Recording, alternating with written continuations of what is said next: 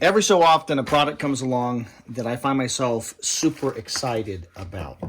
So I've got a pair of J-frame grips from Hamray Forge. I think that's how you pronounce it here. I'm going to open those up and get into this. I love little snubby revolvers. I really enjoy carrying them. They can be a little handful to shoot. And I have struggled with grips for my Smith & Wesson Model 442 here over the years. And I have really wanted something different. So these are not the grips that originally came on this gun. They came with the OEM little snubby grips. These grips are the grips from, I think I took them off Model 640 357 Magnum. They were longer, and I cut them shorter. But I use them because you can see here, instead of being straight against the frame like the standard OEM ones are, they bump my hand back a little bit better and kept my hand from getting split open as easily right here on this edge. I've published a number of videos on snubby revolvers. One that did really well was the truth about snubby revolvers, and I just showed myself bleeding right there on my hand from having shot this gun and then having shot 357 Magnum Model 640. I think I was just shooting 38 Special then, but I was running around, it was cold, and my hand was splitting open right there. And that really frustrated me. I have been watching Hamray Forge, I think I'm saying that right, over the last year or so. Been watching them, and they've been doing 3D printed grips and different things, and so I am super excited. Oh, look at that. They even included the tool that I would need, little Allen key. That makes me... These are super lightweight grips. Okay, so I don't know. They've had 3D printed. I don't know if these are printed or if these are molded. But they have a much wider and higher back strap here. So if you can look at that, when those are together, see how much higher up they come on the gun? You know, all these little snubby grips for this, you know, kind of model that has the enclosed hammer, they've ended right here and left you with that frame. And you can see here that these don't do that if we compare them. They are wider. Okay? So they come up a lot taller than anybody else. Hamray Forge makes a number of different grips for a number of different models of firearms. The ones I'm reviewing here, the ones I'm unboxing here, are the AFR Undercover J-frame grip. The American Fighting Revolver Undercover J-frame grip. I wanted something like this. I knew that I needed it or desired it, but I didn't know how to go about constructing it. They have something that covers and protects you from that edge there.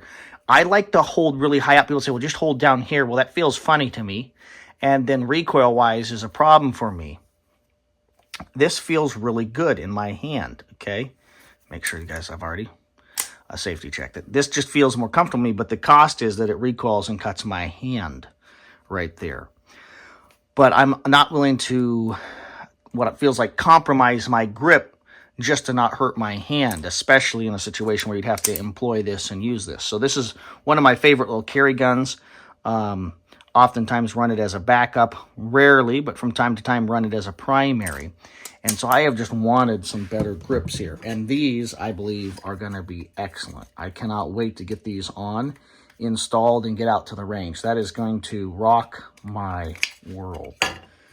You might own a revolver from a different brand, so maybe not Smith & Wesson, maybe it's Ruger, maybe Charter Arms, something like that. Check out Hamray Forge's website because they have a number of different grips and a number of different configurations for different brands of firearms. So super excited about these. Looking forward to getting them on. I won't do that. I won't show the install video here, lest YouTube freak out. I just want to point out the attention to detail. It looks to me like they have a stainless steel screw there, which is a bolt, which is really nice. And they've got the little Allen key. Stainless steel is important on my original factory grips that this gun came with. I wore it a lot in an ankle holster, and the grip was blued, and it kept getting rusty. I'll throw some pictures in here of that. So it was getting rusty. So I actually went to my local hardware store, found a screw in stainless steel, and cut it down so that I could have it attached correctly. So I think that's important that they not only included the Allen key, but that they got the hardware there in stainless steel. So if you run this firearm against your body, it's not going to cause problems. You're not going to encounter rust. So I got the electrical tape and then the hockey tape off of this, and you can see right there, there's the stainless steel screw that I got and installed, or modified and then installed so that it wouldn't rust with this set of grips that I cut down and modified. Just taking the tape off, I ended up tearing this component off. When I cut it down, I knew that there was a possibility that this might split, but it's been at least 3, maybe 4.5 years.